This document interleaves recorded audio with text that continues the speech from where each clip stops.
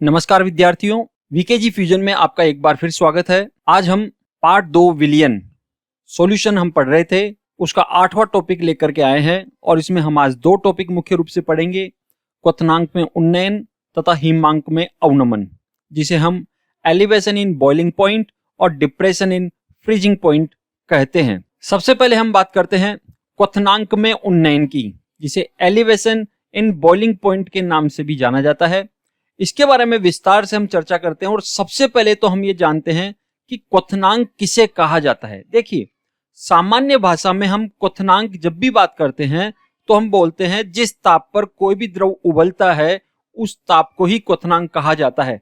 लेकिन टेक्निकली यह डेफिनेशन सही नहीं है और इसकी जो सही डेफिनेशन है उसके बारे में हम चर्चा करते हैं कि वह ताप जिस पर किसी भी द्रव का वाष्प दाब वायुमंडलीय दाब के बराबर हो जाता है उसे ही उस द्रव का क्वथनांक कहा जाता है। यानी हम इसको एक ग्राफ से समझने का प्रयास करते हैं। एक तरफ तो हमने वेपर प्रेशर ले लिया है, जबकि एक्स अक्ष पर हम टेम्परेचर ले लेते हैं। जब हम पानी के ग्राफ को देखते हैं तो एक नॉर्मल 20 डिग्री सेल्सियस टेम्परेचर पर इसका कुछ वाष्प दाब होता है और जैसे जैसे टेम्परेचर इंक्रीज होता है इसके वाष्प दाब में भी वृद्धि होती है।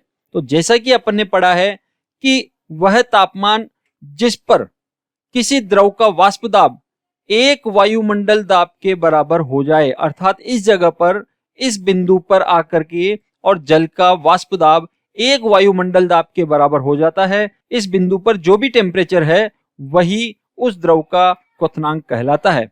मैं समझता हूं आपको कंसेप्ट क्लियर हुआ होगा। बात करते हैं क्वथनांक में उन्नयन की। देखिए, जब अपन ने पढ़ा है कि जब हम किसी भी शुद्ध विलायक में अवाष्पशील विलेय को मिला देते हैं, उसमें घोल देते हैं, उसके पश्चात उसके वाष्प दाब में कमी आ जाती है और वाष्प दाब में जब भी कमी आती है क्वथनांक में वृद्धि हो जाती है और क्वथनांक में होने वाली इस वृद्धि को ही क्वथनांक में उन्नयन के नाम से हम जानते हैं। इसे हम एक ग्राफ से समझने का और प्रयास करते हैं। ध्यान से इस ग्राफ को समझना, इस ग्राफ में ही पूरा क्वथनांक में उन्नयन का कंसेप्ट छुपा हुआ है और आपको कंप्लीटली यहीं से समझ में आ जाएगा कि ये होता क्या है। हम यहाँ पर वेपर प्रेशर ले रहे हैं और एक्स अक्ष पर वही टेम्परेचर ले रहे हैं। यह वह बिंदु है जब वाष्प दाब 1 atm हो जाता है, अर्थात जब वाष्प दाब वायुमंडलीय दाब के बराबर हो जाता है, जिसको हमने व्हाइट डॉटेड लाइन से यहाँ पर इंडिकेट किया है। पहले हमने पढ़ा हुआ है कि जब शुद्ध विलायक होता है, शुद्ध विलायक में सारे के सारे कण जो सतह पर होते हैं वो लगातार वाष्प में परिवर्तित होते रहते हैं।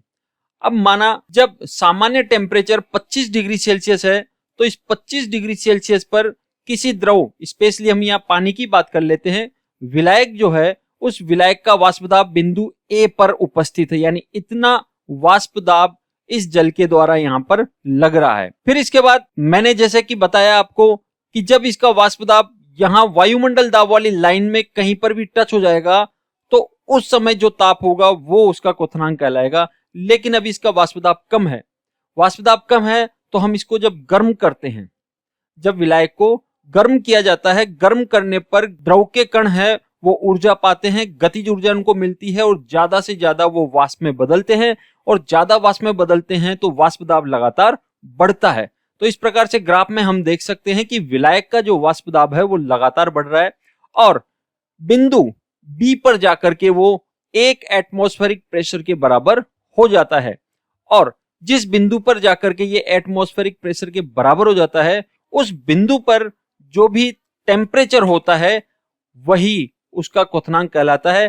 तो यहाँ जो शुद्ध विलायक लिया अपन ने सॉल्वेंट, ये बी बिंदु पर जाकर के 1 atm के बराबर हो गया है, तो इस जगह पर इसका जो क्वथनांक हुआ उसको हमने लिख लिया है TB0, जो कि शुद्ध विलायक का क्वथनांक होता है। अब हम बात करते हैं जब इस शुद्ध विलायक में हमने अवाष्पशील विलेय मिला दिए। अब जैसे चित्र में आप देख रहे हैं, जब इसमें हमने अवाष्पशील विलेय मिला दिए हैं तो जो विलायक के कण हैं जो वाष्प में परिवर्तित होंगे उनकी संख्या में कमी आ जाती है और कम आ जाने के कारण इसके द्वारा अब वाष्प दाब कम लगता है। तो हम अवाष्पशील विलेय युक्त विलयन की बात करें तो 25 डिग्री सेल्सियस पर हम देख रहे हैं कि यहाँ बिंदु सी पर इसका वाष्प दाब उपस्थित है। क्योंकि अवाष्पशील विलेय मिलाते हैं इसके वाष्प दाब में कमी आ गई है। शुद्ध विलायक का वाष्प दाब ऊपर है, ज्यादा है, जबकि विलयन का वाष्प दाब नीचे की तरफ है। लेकिन इसको भी हम गर्म करते हैं, इसका टेम्परेचर लगातार बढ़ाते हैं और टेम्परेचर बढ़ाने से इसके वाष्प दाब में भी लगातार वृद्धि होती है। तो उसी प्रकार से ग्राफ हमारा प्राप्त होगा और लगातार इसका वाष्प दाब बढ़ता जा रहा है और जिस बिंदु पर ये 1 atm को क्रॉस कर जाता है वही बिंदु पर जो टेम्परेचर है वो इस विलयन का क्वथनांक कहलाता है। तो यहाँ बिंदु डी है और इस बिंदु डी पर विलयन का जो क्वथनांक है वो सीधी रेखा से हम नीचे की तरफ देखें तो यहाँ पर हमारे को टीबी प्राप्त होता है। ये टीबी विलयन का क्वथनांक हो गया है। अब ग्राफ से हम समझ सकते हैं कि जो विलायक है उसका क्वथनांक कम है, जबकि अवाष्पशील विलेय युक्त विलयन का क्वथनांक हमारे को ज्यादा प्राप्त हुआ है। तो इस प्रकार से विलायक और विलयन के क्वथनांकों में जो अंतर है उस अंतर को हम डेल टीबी से लिख देते हैं और ये जो अंतर डेल टीबी है इसे ही बॉइलिंग पॉइंट एलिवेशन या क्वथनांक में उन्नयन कहा जाता है। या समझ सकते हैं एक सूत्र के द्वारा कि शुद्ध विलायक का क्वथनांक तो हमने लिख लिया टीबी नॉट से, विलयन का क्वथनांक हमने लिख लिया टीबी से, तो जो क्वथनांक में उन्नयन होगा उसको हमने डेल टीबी से लिखा है और ये टीबी माइनस टीबी नॉट अर्थात विलयन का क्वथनांक माइनस शुद्ध विलायक का क्वथनांक और इन दोनों का जो अंतर होता है उसे ही क्वथनांक में उन्नयन कहा जाता है। मैं समझता हूं ये क्वथनांक में उन्नयन का फंडा आपके समझने में आ गया होगा कि किस प्रकार से अवाष्पशील विलेय मिलाने पर क्वथनांक बढ़ जाता है। अब यहां पर आप एक बात और ध्यान से समझिए कि जब हम अवाष्पशील विलेय मिलाते हैं तो अवाष्पशील विलेय मिलाने पर वाष्प दाब में कमी आ जाती है। हम देख रहे हैं कि ए जो शुद्ध विलायक है उसका वाष्प दाब ऊपर है, जबकि अवाष्पशील विलेय मिलाने के पश्चात वाष्प दाब कम है, अर्थात वाष्प दाब में कमी आती है लेकिन क्वथनांक में वृद्धि होती है। अर्थात वाष्प दाब में जितनी ज्यादा कमी आएगी क्वथनांक में उतनी ही वृद्धि होती है। तो इस प्रकार से हम कह सकते हैं कि इस ग्राफ के द्वारा ये चीज स्पष्ट होती है कि डेल टीबी अर्थात क्वथनांक में उन्नयन समानुपाती होता है डेल पी। डेल पी यहां पर है वाष्प दाब में अवनमन, तो क्वथनांक में उन्नयन वाष्प दाब में अवनमन के समानुपाती होता है। जबकि हम राउल्ट के नियम से पहले पढ़ चुके हैं कि जो वाष्प दाब में अवनमन होता है वो विलेय की मोल भिन्न के समानुपाती होता है।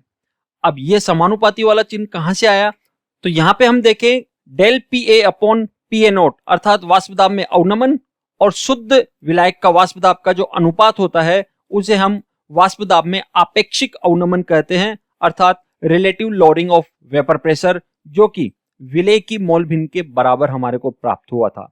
और यदि इसको हम क्रॉस मल्टीप्लाई कर दें, पी ए नोट को दाईं तरफ लेके जाते हैं तो हमारे को प्राप्त होता है डेल पी अर्थात वाष्प दाब में अवनमन P A naught X B के रूप में प्राप्त होता है। अब क्योंकि किसी भी शुद्ध विलायक का वाष्प दाब एक कांस्टेंट राशि होता है तो हम यहां पर बोल सकते हैं कि डेल पी समानुपाती हो गया है एक्स बी के, तो ये राशि हमारे को इस प्रकार से प्राप्त हो जाती है। तो इस तरह से वाष्प दाब में अवनमन विलेय की मोल भिन्न के समानुपाती होता है और वाष्प दाब में अवनमन क्वथनांक में उन्नयन के समानुपाती होता है, अर्थात तीनों एक दूसरे के समानुपाती हो गए। तो हम लिख सकते हैं यहां पर कि डेल टीबी अर्थात क्वथनांक में उन्नयन विलेय की मोल भिन्न के समानुपाती होता है।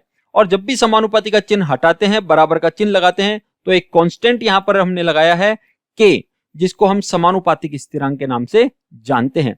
तो इस प्रकार से ये क्वथनांक में उन्नयन का सूत्र हमारे को प्राप्त हो जाता है। अब आगे की बातें पहले के समान ही आएगी। विलेय की मोल भिन्न एक्स बी होती है और मोल भिन्न निकालने का सूत्र हमारे पास होता है कि विलेय के मोल और कुल मोलों का अनुपात। तो N B upon N A plus N B, ये विलेय की मोल भिन्न ज्ञात करने के लिए सूत्र हमारे पास हो गया है। एन ए यहां पर विलायक के मोल है और एन बी विलेय के मोल होते हैं। लेकिन हम जो भी अणुसंख्यक गुणधर्म पढ़ रहे हैं वो सारे के सारे तनु विलयनों पर ही लागू होते हैं और तनु विलयनों के लिए हम जानते हैं N A is very very greater than N B, अर्थात विलायक के मोल विलेय के मोलों की तुलना में ज्यादा होते हैं। तो हम Na प्लस Nb को लगभग लगभग Na के समान ही लिख सकते हैं, क्योंकि Nb की वैल्यू अर्थात विलेय के मोल नेग्लेजिबल होते हैं, नगण्य होते हैं, उनको छोड़ सकते हैं। तो अब यहां पर हमारे पास सूत्र हो गया है Nb अपॉन Na। तो ये सूत्र हमारे को इस तरह से प्राप्त हो जाता है और XB की वैल्यू हम ये वाली रख सकते हैं। तो हमारे पास सूत्र है del T B equal to K X B. अब एक्स बी की जगह हम ये मान रख देते हैं तो हमारे पास एक नया सूत्र आ जाता है कि डेल टी बी अर्थात क्वथनांक में उन्नयन बराबर के, जो कि समानुपातिक स्थिरांक है, N B upon N A. इस तरह से सूत्र प्राप्त हो गया है। अब इसमें भी अभी अपने को मोल और ज्ञात करने हैं, तो आगे हम मोल ज्ञात करें। तो मोल ज्ञात करने का सूत्र आपको पता है कि ग्राम में भार बटे अणुभार होता है। Na अर्थात विलायक के मोल की बात कर रहे हैं, और विलायक के मोल निकालने का सूत्र हो गया है विलायक का ग्राम में भार बटे विलायक का अणुभार, जिसको हम WA अपॉन MA से लिखते हैं।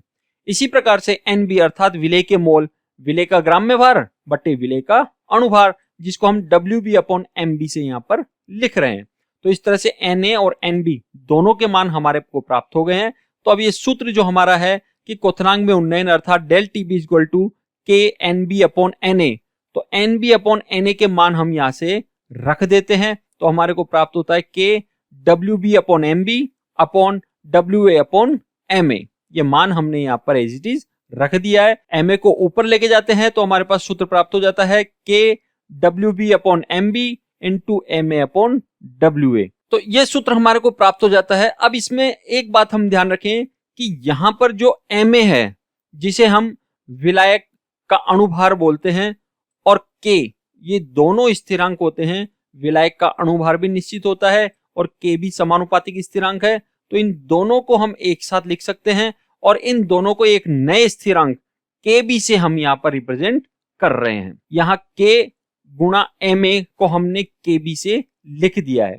दूसरी बात जो ध्यान में रखने वाली है वो ये है कि अब आपके पास बचा WB अपॉन MB और WA, यानी ये आपके पास बचा रह जाता है। यहां WB विलेय का ग्राम में भार है, MB विलेय का अणुभार है और WA विलायक का ग्राम में भार है। हम सामान्यतया विलायक का जो भार होते हैं वो ग्राम के बजाय किलोग्राम में ले लें, तो यदि इसको किलोग्राम में लेना है तो 1000 का भाग इसमें हम लगाते हैं और 1000 का भाग लगाएंगे तो 1000 ऊपर जाकर के गुणा हो जाएगा। तो इस प्रकार से सूत्र हो जाएगा WB into 1000 upon MB into MA। ये जो सूत्र हमारा तैयार हो गया है, आप ध्यान लगाकर देखिए कि ये सूत्र किसका है। आप ध्यान से देखेंगे तो आप पाएंगे कि ये जो सूत्र हमारे को प्राप्त हुआ है ये मोललता का सूत्र होता है, क्योंकि मोललता में हमने कहा है कि 1 किलोग्राम विलायक में उपस्थित विलेय के मोलों की संख्या। तो देखिए यहाँ WB अपॉन MB ग्राम में भार बटे अणुभार, ये विलेय के मोल हो गए हैं। WA विलायक का भार हो गया है और इसको किलोग्राम में हमने ले लिया है। तो 1 किलोग्राम विलायक में विलेय के मोलों की संख्या, तो ये पूरी जो राशि है ये मोललता के बराबर हो जाती है।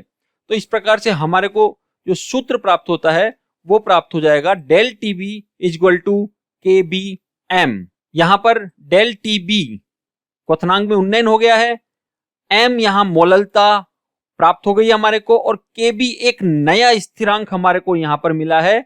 और ये जो नया स्थिरांक है इसे हमने विशेष नाम दिया है क्वथनांक उन्नयन स्थिरांक, या इसे मोलल उन्नयन स्थिरांक भी कहा जाता है, या फिर इसको एब्यूलोस्कोपिक स्थिरांक या कांस्टेंट के नाम से भी जाना जाता है। ये तीनों नाम आपको ध्यान में रखने हैं, क्योंकि एग्जाम में किसी भी नाम से इसको पूछा जा सकता है, और स्पेशली एब्यूलोस्कोपिक स्थिरांक के नाम को भी आपको विशेष रूप से ध्यान में रखना है। और जो क्वथनांक उन्नयन स्थिरांक है इसका जो मात्रक होता है या इकाई होती है वो केल्विन किलोग्राम प्रति मोल होती है, जो हम इसी सूत्र से ज्ञात कर लेते हैं। अब मान लीजिए यहां पर m का मान हम 1 ले लें, अर्थात 1 मोलल हम यहां पर ले लेते हैं, तो डेल टीबी बराबर हो जाएगा केबी के। तो इन परिस्थितियों में केबी की हम परिभाषा दे सकते हैं। केबी की परिभाषा क्या होगी कि जब 1 मोल अवाष्पशील विलेय को 1 किलोग्राम विलायक में घोला जाता है तब क्वथनांक में होने वाला उन्नयन ही मोलल उन्नयन स्थिरांक कहलाता है, क्योंकि ये दोनों एक दूसरे के बराबर आ जाते हैं। तो इस प्रकार से केबी की परिभाषा भी हम दे सकते हैं। कुछ विशेष विलायकों के लिए हम केबी का मान भी देखते हैं। जल, बेंजीन और क्लोरोफॉर्म के लिए हम बात कर रहे हैं। जल का क्वथनांक 373 केल्विन होता है और इसके लिए केबी अर्थात क्वथनांक उन्नयन स्थिरांक का मान 0.52 होता है, जबकि बेंजीन जिसका क्वथनांक 353.3 होता है इसके लिए केबी का मान 2.53 होता है।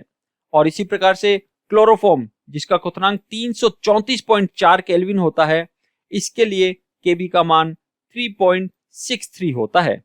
इस तरह से हम एक सीक्वेंस देख सकते हैं कि जैसे जैसे जिस विलायक का क्वथनांक कम होता जाता है उसके लिए Kb का मान लगातार बढ़ता जाता है। यहां पर Kb अत्यंत महत्वपूर्ण है और Kb को ज्ञात करने के लिए वानटॉप ने एक और सूत्र दिया था जिसमें उसने वाष्पन की एंथैल्पी से Kb की गणना करने का तरीका बताया, सूत्र बताया, और यह सूत्र भी महत्वपूर्ण है और आपको याद होना चाहिए।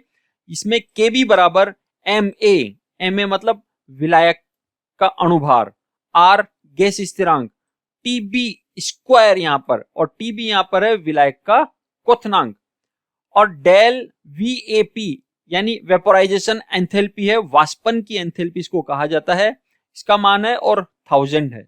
यहां जो डेल H VAP है अर्थात विलायक की वाष्पन एंथैल्पी है। वाष्पन एंथैल्पी क्या होती है एग्जैक्ट? तो वाष्पन एंथैल्पी को हम समझें तो एक इकाई आयतन कोई हमने द्रव ले लिया है विलायक के रूप में, उसको यदि हम गैस में परिवर्तित करें और गैस में परिवर्तित करने के लिए हमारे को कुछ ऊर्जा देनी पड़ेगी, और वो आवश्यक ऊर्जा को ही हम विलायक की वाष्पन एंथैल्पी कहते हैं, और इसे वाष्पन की गुप्त ऊष्मा के नाम से भी जाना जाता है। यह सूत्र बड़ा इंपॉर्टेंट है, यह सूत्र आपको अच्छी तरह से याद होना चाहिए। न्यूमेरिकल भी इस सूत्र से पूछ लिए जाते हैं। और अब महत्वपूर्ण जो हम सभी अणुसंख्यक गुणधर्मों में कर रहे हैं कि क्वथनांक में उन्नयन के द्वारा अवाष्पशील विलेय के अणुभार की गणना करना। जी बिल्कुल, सूत्र हमारे पास ऑलरेडी है। वो क्या है? डेल टीबी अर्थात क्वथनांक में उन्नयन, केबी जिसको मोलल उन्नयन स्थिरांक हमने कहा है, WB into 1000 upon MB into WA अर्थात ये हो गई हमारी मोललता। ये सूत्र हमारे पास ऑलरेडी है। इस सूत्र में हमारे को MB की गणना करनी है क्योंकि यहाँ MB ही विलेय का अणुभार है। तो MB की गणना करनी है तो MB को हम दूसरी साइड लेके चल जाएंगे और डेल TB को हम इसके स्थान पर ले आएंगे, तो हमारे को एक नया सूत्र प्राप्त हो जाएगा कि MB बराबर KB into WB into 1000 upon del TB अर्थात क्वथनांक में उन्नयन इंटू WA अर्थात विलायक का ग्राम में भार। ये सूत्र में हमारे को ये चार value KB, WB, del TB और WA दिया हुआ होगा, तो हम अवाष्पशील विलेय के अणुभार की गणना यहां पर आसानी से कर सकते हैं। क्वथनांक में उन्नयन विधि के द्वारा हम अणुभार की गणना करते हैं, तो इस विधि को एक विशेष नाम से भी जाना जाता है जिसे एब्यूलोस्कोपिक विधि भी कहा जाता है। ये एब्यूलोस्कोपिक एक लैटिन वर्ड है और इसमें एब्यूलायर मतलब होता है बॉइल मतलब उबालना, और स्कोप का मतलब होता है ऑब्जर्व करना, यानी बॉइल होते हुए पदार्थ का ऑब्जर्व करने की प्रक्रिया को ही एब्यूलोस्कोपी के नाम से यहां पर लिखा गया है। यदि हम नॉर्मल बॉइलिंग पॉइंट और मोलैलिटी में ग्राफ बनाएं, जैसे यहां पर हम अवाष्पशील विलेय सुक्रोज यदि मिलाएं, तो जब सुक्रोज की मोलैलिटी 0 है अर्थात शुद्ध विलायक है तो उसका क्वथनांक 100 डिग्री सेल्सियस होगा। जैसे जैसे सुक्रोज की मात्रा हम बढ़ाते जाते हैं अर्थात उसकी मोलैलिटी बढ़ाते हैं, वैसे वैसे उस विलयन के क्वथनांक में भी वृद्धि होती जाती है। तो इस प्रकार से जैसे जैसे सांद्रता बढ़ेगी अवाष्पशील विलेय की, उस विलयन का क्वथनांक भी लगातार बढ़ता रहता है। अब हम बात करते हैं हिमांक में अवनमन की, जो कि दूसरा है पॉइंट इसमें, डिप्रेशन इन फ्रीजिंग पॉइंट। यह भी उतना ही महत्वपूर्ण है। और यदि आपको क्वथनांक में उन्नयन की कैलकुलेशन अच्छी तरह समझने में आ गई है तो हिमांक में अवनमन की कैलकुलेशन आपको वैसे ही आ जाएगी, क्योंकि बिल्कुल सेम टू सेम है, कोई अंतर नहीं है। लेकिन सबसे पहले हिमांक होता क्या है? सामान्यतः हम बात करते हैं हिमांक अर्थात जिस बिंदु पर कोई भी द्रव जम जाता है उसे हिमांक कहा जाता है। यह सामान्य परिभाषा है। लेकिन टेक्निकल परिभाषा की हम बात करें, किसी द्रव का हिमांक वह ताप है जिस पर द्रव का वाष्प दाब उसकी ठोस अवस्था के वाष्प दाब के बराबर हो जाए, तो उस टेम्परेचर को ही हिमांक कहा जाता है। इसको हम अभी ग्राफ से और डिटेल से समझेंगे। हिमांक में अवनमन की परिभाषा हम देखें, जैसे कि हमने पहले भी देखा है कि जब भी शुद्ध विलायक में अवाष्पशील विलेय घोल दिया जाता है तो वाष्प दाब में कमी आती है, और वाष्प दाब में कमी होने से उसके हिमांक में भी कमी हो जाती है, और हिमांक में होने वाली इस कमी को ही हिमांक में अवनमन कहा जाता है। सबसे पहले हम वही ग्राफ से समझने का प्रयास करते हैं। वही वेपर प्रेशर हमने लिया है, टेम्परेचर यहां पर लिया है, और यहां पर आप ध्यान रखिए सबसे पहले हमने ठोस विलायक का ग्राफ यहां पे बनाया है, जो विलायक ठोस अवस्था में मौजूद है। हम जानते हैं यदि ठोस अवस्था में है तो उसका वाष्प दाब तो वैसे ही कम होगा। तो यहां पर जो विलायक है, टेम्परेचर जैसे जैसे हम कम कर रहे हैं, उल्टा जा रहे हैं अपन यहां पर, टेम्परेचर जैसे जैसे कम कर रहे हैं, विलायक के वाष्प दाब में लगातार, विलायक कौन सा, ठोस विलायक, ठोस विलायक के वाष्प दाब में लगातार कमी आती जाती है। तो इस प्रकार से ठोस विलायक का वक्र है, ग्राफ है। यदि किसी भी द्रव विलायक का या विलयन का वक्र इस ठोस विलायक के वक्र के टच हो जाता है तो उसी बिंदु पर उसका हिमांक होता है। हम समझने का प्रयास करते हैं, ध्यान से समझना है, थोड़ा सा कंसंट्रेट करना है, हर बिंदु आपको समझने में आएगा। मान लीजिए 25 डिग्री सेल्सियस एक नॉर्मल टेम्परेचर है जिस पर वाष्प दाब किसी भी विलायक का C है। यहां पर ये लाल रंग का बिंदु आपको दिखाई दे रहा है, वाष्प दाब इस स्थान पर है अभी इस समय, ठीक है। अब जैसे जैसे हम टेम्परेचर डाउन करते जाते हैं, टेम्परेचर डाउन करने पर वाष्प दाब में भी लगातार कमी आती है, और जिस बिंदु पर यह ग्राफ ठोस विलायक के ग्राफ के साथ टच हो जाता है, उसी बिंदु पर यह विलायक भी ठोस अवस्था में परिवर्तित हो जाता है। और वह बिंदु जो यहां पर की B है, उस बिंदु को ही हम विलायक का हिमांक कहते हैं, जो कि नीचे टेम्परेचर पर हम यदि ग्राफ लेके जाते हैं, लाइन खींचते हैं, तो यह हमारे को T0F प्राप्त होता है, जो कि शुद्ध विलायक का हिमांक होता है। इसी प्रकार से हम यदि अवाष्पशील विलेय मिलाने के पश्चात जो विलयन प्राप्त होता है उसका हिमांक देखें, तो जैसा कि हमारे को पता है अवाष्पशील विलेय मिलाने के पश्चात वाष्प दाब में कमी आ जाती है। तो यहां पर तो शुद्ध विलायक का वाष्प दाब था 25 डिग्री सेल्सियस पर, अब यहां अवाष्पशील विलेय युक्त विलयन का वाष्प दाब है जो कि शुद्ध विलायक के वाष्प दाब से कम है, या नीले रंग के डॉट के साथ आपको दिखाई दे रहा है। अब जैसे जैसे टेम्परेचर यहां पर भी डाउन करते हैं, टेम्परेचर डाउन करेंगे तो इसका वाष्प दाब में भी लगातार कमी आएगी। तो हम देखते हैं ग्राफ, और डी बिंदु पर जाकर ये ठोस विलायक के वक्र के साथ टच हो जाता है, अर्थात ये जो डी बिंदु है इस जगह पर इसका हिमांक हमारे को प्राप्त हो जाता है। तो यह विलयन का हिमांक होगा, और नीचे टेम्परेचर पर यह हमारे को TF प्राप्त होता है। इट मींस क्या हुआ कि TF0 शुद्ध विलायक का हिमांक है, और TF अवाष्पशील विलेय युक्त विलयन का हिमांक है। हम यहां पर देख सकते हैं कि शुद्ध विलायक का हिमांक ज्यादा होता है, जबकि विलयन का हिमांक तुलनात्मक रूप से कम होता है, अर्थात अवाष्पशील विलेय मिलाने के पश्चात हिमांक में कमी आ गई है, और आने वाली कमी को ही हम हिमांक में अवनमन कहते हैं, जिसे डेल TF से लिखा जाता है। यदि हम इसकी सूत्र के रूप में इसको समझने का प्रयास करें तो शुद्ध विलायक का हिमांक TF0 लिखा है, जबकि विलयन का हिमांक TF लिखा है। तो हिमांक में अवनमन का सूत्र हमारे को प्राप्त हो जाता है del TF equal to TF0 minus TF। इस सूत्र के द्वारा हम हिमांक में अवनमन को ज्ञात कर सकते हैं। अब आगे जो हम कैलकुलेशन देखेंगे वो कैलकुलेशन बिल्कुल क्वथनांक में उन्नयन के समान ही है, इसीलिए आपको थोड़ा वहां पर जल्दी समझने का प्रयास करना है। जैसा कि ग्राफ से स्पष्ट है कि हिमांक में अवनमन जो है वो वाष्प दाब में अवनमन के समानुपाती होता है, बिल्कुल फैक्ट है ये चीज, हमने पहले भी इसको समझ लिया है क्वथनांक में उन्नयन के साथ। और यहाँ पर जो वाष्प दाब में अवनमन है वो विलेय की मोल भिन्न के समानुपाती होता है। जब ये विलेय की मोल भिन्न के समानुपाती है तो हम इसको ये भी लिख सकते हैं कि डेल TF अर्थात हिमांक में अवनमन विलेय की मोल भिन्न के समानुपाती होता है। और समानुपाती का चिन्ह हटाकर एक कांस्टेंट लगाते हैं तो यहाँ पर वही समानुपातिक स्थिरांक लगा दिया जाता है, और x भी विलेय की मोल भिन्न होती है। हम आगे देखें, x भी यहाँ पर चूंकि विलेय के मोल भिन्न है, और मोल भिन्न निकालने के लिए हमारे पास सूत्र होता है विलेय के मोल बटे कुल मोल। विलेय के मोल यहाँ पर Na और Nb, Na विलायक का मोल है और Nb विलेय के मोल होते हैं।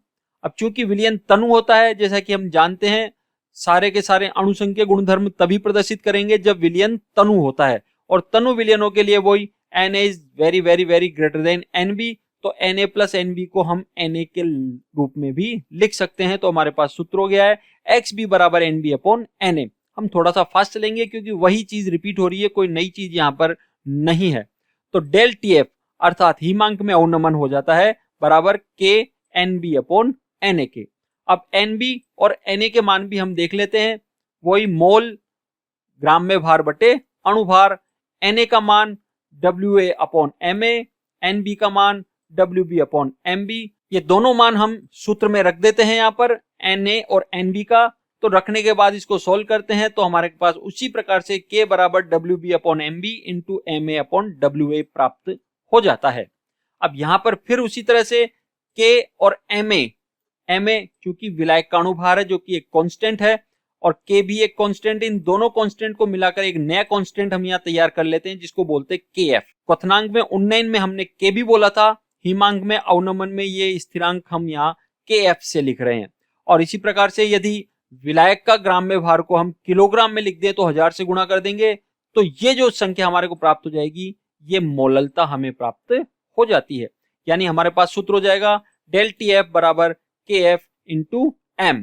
तो ये सूत्र हमारे को यहाँ पर मिल जाता है। यहाँ जो KF है वो हिमांक अवनमन स्थिरांक कहलाता है, या इसे मोलल अवनमन स्थिरांक के नाम से भी जानते हैं, या फिर इसका स्पेशल नाम क्रायोस्कोपिक कांस्टेंट या क्रायोस्कोपिक स्थिरांक भी इसको कहा जाता है। इसका मात्रक बिल्कुल उसी की तरह होगा, इबिलोस्कोपिक स्थिरांक की तरह, केल्विन किलोग्राम प्रति मोल। और यदि विलयन की मोललता इकाई मान ली जाए तो वही डेल TF बराबर KF हो जाता है, या KF की परिभाषा हम दे सकते हैं उसी प्रकार से कि जब 1 मोल अवाष्पशील विलय को 1 किलोग्राम विलायक में घोला जाता है तो हिमांक में होने वाला अवनमन ही मोलल अवनमन स्थिरांक कहलाता है। तो इस तरह से इसकी परिभाषा भी हो जाती है। और उसी प्रकार से 3 विलायक हम यहाँ पर ले लेते हैं, जल, बेंजीन और क्लोरोफॉर्म। इन तीनों की हिमांक, जल का हिमांक 273 है और इसके लिए KF का मान 1.86 प्राप्त होता है। ध्यान से देखिए आप, जल का जो KB का मान था वो 0.52 था जो कि इससे कम था, जबकि KF का मान इससे ज्यादा प्राप्त होता है 1.86। जबकि बेंजीन जिसका हिमांक 278.6 केल्विन होता है इसके लिए KF का मान 5.12 हो जाता है, और क्लोरोफॉर्म जिसका हिमांक 209.6 होता है इसके लिए KF का मान 4.70 होता है। मैं यह मान इसलिए बता रहा हूं कि मोस्ट प्रोबेबली न्यूमेरिकल्स में आपको KF और KB के मान दिए हुए होंगे 99%, लेकिन फिर भी 1% चांस कई बार ऐसा हुआ है बोर्ड परीक्षाओं में जब जल को विलायक के रूप में लिया जाता है और KF और KB का मान नहीं देता है, क्योंकि एग्जामिनर ये एक्सपेक्ट करता है कि कम से कम जल के KF और KB की वैल्यू आपको याद होनी चाहिए। इसीलिए मैंने यहाँ इनको नोट किया है, आप इनकी वैल्यू को याद जरूर कर लेवे। फिर आगे चले, हम KF को विलायक की गलन की एंथैल्पी से भी हम ज्ञात कर सकते हैं। उसी प्रकार से वन टॉप का दिया हुआ दूसरा सूत्र है जिससे हम KF की वैल्यू यहाँ निकालते हैं, और वही MA अर्थात विलायक का अणुभार है, R गैस स्थिरांक है, TF यहाँ पर गलनांक है, या गलनांक को हम हिमांक भी बोलते हैं, दोनों एक ही है, और डेल फ्यूजन H अर्थात फ्यूजन मतलब गलन की एंथैल्पी है, और 1000 से ये गुणा हो रहा है। गलन की एंथैल्पी क्या होती है तो उसी प्रकार से आपको समझना है कि कोई भी इकाई आयतन ठोस विलायक को हम द्रव में बदलें तो उसके लिए जो भी ऊर्जा हमारे को देनी पड़ेगी उसी को हम विलायक की गलन की एंथैल्पी कहते हैं, और इसे गलन की गुप्त उष्मा के नाम से भी जाना जाता है। अब हम हिमांक में अवनमन विधि के द्वारा अवाष्पशील विलय का अणुभार ज्ञात करते हैं। ये चौथी और अंतिम अणुसंख्य गुणधर्म है, और सभी अणुसंख्य गुणधर्मों में हमने अवाष्पशील विलय के अणुभार की गणना की है, तो यहां पर भी हम अवाष्पशील विलय के अणुभार की गणना कर रहे हैं। सूत्र हमारे पास ऑलरेडी है, del TF equal to KF into WB into 1000 upon MB into WA। यहां हमारे को MB निकालना है जो कि विलय का अणुभार है, इसको हम बराबर के दूसरी साइड लेके जाते हैं और इसके स्थान पर डेल TF को लेकर के आ जाते हैं, तो सूत्र हमारे को प्राप्त हो जाता है MB बराबर KF into WB into 1000 upon del TF अर्थात हिमांक में अवनमन इंटू WA अर्थात विलायक का ग्राम में भार। इस तरह से इस सूत्र में हमारे को चारों वैल्यू दी हुई होगी तो हम अवाष्पशील विलय के अणुभार की गणना कर सकते हैं। यहां पर हिमांक अवनमन विधि के द्वारा यदि अणुभार की गणना की जाती है तो इस विधि को भी एक स्पेशल नाम दिया गया है जिसे क्रायोस्कोपिक विधि कहा जाता है। यहाँ क्रायो का मतलब होता है कोल्ड और स्कोपिक का मतलब वही ऑब्जर्व करना, अर्थात कोल्ड अर्थात ठंडे का ऑब्जर्व करना, इसीलिए इसको क्रायोस्कोपी कहा गया है। एक बात आपको और विशेष रूप से यहाँ ध्यान में रखनी, क्वथनांक में उन्नयन और हिमांक में अवनमन दोनों को ही अणुभार ज्ञात करने में काम में ले सकते हैं, एक दूसरे से बदलकर यूज कर सकते हैं। लेकिन फिर भी आपको एक बात ध्यान रखनी है कि जो क्रायोस्कोपिक कांस्टेंट है अर्थात अवनमन स्थिरांक होता है, उसका मान क्वथन स्थिरांक अर्थात मोलल उन्नयन स्थिरांक की तुलना में ज्यादा होता है। इसीलिए freezing point is often easier to measure with precision, इसलिए यथार्थता के साथ हम फ्रीजिंग पॉइंट को कैलकुलेट कर पाते हैं क्योंकि क्रायोस्कोपिक स्थिरांक का मान यहां पर ज्यादा होता है। और शायद इसीलिए हम हिमांक में अवनमन के द्वारा जो अणुभार ज्ञात करते हैं वो ज्यादा यथार्थ होता है और उसके द्वारा हम ज्यादा अच्छे तरीके से अणुभार की गणना कर सकते हैं बजाय क्वथनांक में उन्नयन के। अब हम बात करते हैं हिमांक में अवनमन के हमारे दैनिक जीवन में कहां कहां उपयोग होता है। सबसे पहला और सबसे महत्वपूर्ण उपयोग जो होता है वो एंटी फ्रीज के रूप में होता है। आप जानते हैं गाड़ियां होती है, गाड़ियों में रेडिएटर होता है और रेडिएटर में कई बार आपने फिल्मों में देखा होगा कि उसमें पानी भरा जाता है।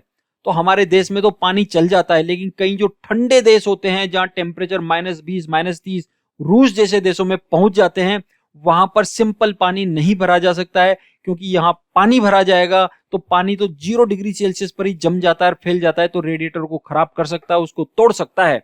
इसीलिए एंटी फ्रीज के रूप में वहां पर सामान्यतया एथिलीन ग्लाइकोल मिलाया जाता है।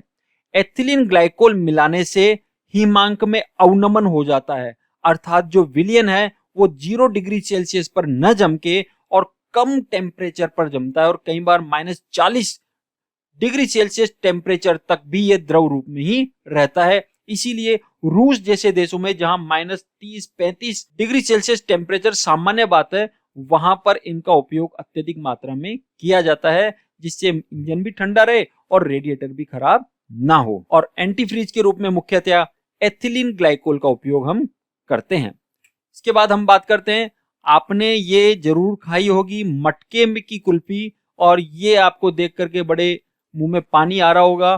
तो इसके जमने के पीछे भी हिमांक में अवनमन ही है।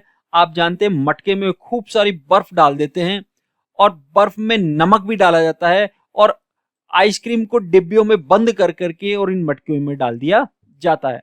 यदि आप सोचिए कि जो आइसक्रीम जमेगी, जाहिर सी बात है वो 0 डिग्री सेल्सियस है, इससे कम टेम्परेचर पर ही जमेगी और उतने टेम्परेचर पर तो पानी भी बर्फ के रूप में ही रहेगा, तो इन आइसक्रीमों को निकालना मुश्किल हो जाता है। इसीलिए क्या होता है, मटके में बर्फ के साथ नमक भी डाल दिया जाता है जिससे उसके हिमांक में अवनमन आ जाता है।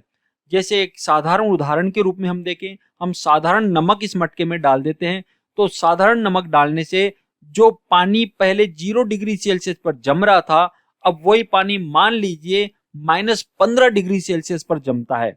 अर्थात -15 डिग्री सेल्सियस टेम्परेचर होगा तब तक तो उसमें पानी के रूप में ही उपस्थित रहेगा, बर्फ नहीं होगी। अर्थात आप समझ सकते हैं अपनी जो आइसक्रीम होगी वो तो 0 या -5 तक ही जम जाएगी और वहां पानी का टेम्परेचर -15 तक होता है। इसलिए टेम्परेचर भी कम रहता है और बर्फ के रूप में भी नहीं रहता है और हमारी आइसक्रीम आसानी से जम जाती है। मैं समझता हूं आपको समझने में आ गया होगा। अगला उदाहरण हम लेते हैं, आप जानते हैं बर्फीले जो आर्कटिक एरियाज है जहां पूरे 12 महीने बर्फ जमी रहती है, उन बर्फीले इलाकों में कई मछलियां जीवित रह पाती हैं। उनका जीवित रहने का कारण भी यही है क्योंकि वो अपने शरीर में बहुत ही ज्यादा सांद्रता वाली सार्बिटोल और ग्लिसरोल का उत्पादन करती है। उनकी बॉडी में बहुत ज्यादा इनकी मात्रा हो जाती है जिससे उनके शरीर में हिमांक में अवनमन हो जाता है और अवनमन हो जाने के कारण वो इतने बर्फीले क्षेत्र में रहने के बाद भी जमती नहीं है। और इसका एक उदाहरण है रेनबो स्मेल्ट। ये मछली आसानी से बर्फ के अंदर भी रहने में सक्षम होती है। इसके अलावा पहाड़ी इलाकों में जहां बर्फबारी होती रहती है, हमारे कश्मीर में ऐसे नजारे आराम से हम देखते हैं, तो वहां जब सड़कों पर बर्फ जम जाती है तो सड़कों की बर्फ को हटाना बहुत जरूरी होता है, वरना वो सड़क बहुत फिसलन भरी हो जाती है और जो भी व्हीकल वहां चलते हैं उनके फिसलने का डर रहता है। तो बर्फ हटाने के लिए भी नमक या लवण का उपयोग किया जाता है। आप देख रहे हैं दोनों चित्रों में अलग अलग तरीके से सड़क पर नमक बिखेरा जा रहा है जिससे यहाँ पर जो भी बर्फ है, नमक डालने से हिमांक में अवनमन हो जाता है और हिमांक में अवनमन होने से बर्फ पिघल जाती है और रोड साफ हो जाती है। तो इस प्रकार सड़क से बर्फ हटाने के लिए जो सबसे सुरक्षित और सबसे अच्छा एंटी फ्रीज पदार्थ है वो मैग्नीशियम क्लोराइड होता है। साधारण नमक NaCl का उपयोग सामान्यतः नहीं किया जाता है क्योंकि वो कंक्रीट के लिए खराब होता है, रोड को खराब कर देता है। और इसका एक महत्वपूर्ण उपयोग और है जो हम अक्सर पढ़ते नहीं है, वो है प्योरिटी एनालिसिस टूल के रूप में, अर्थात किसी भी पदार्थ की शुद्धता ज्ञात करने में भी इसका उपयोग किया जाता है। और इसके लिए एक उपकरण होता है जिसको डिफरेंशियल स्कैनिंग कैलोरीमेट्री के नाम से जाना जाता है। यानी इस कैलोरी मापी में हम प्योरिटी एनालिसिस कर देते हैं और इसमें हमारे को जो प्योरिटी प्राप्त होती है वो मोल प्रतिशतता में प्राप्त होती है।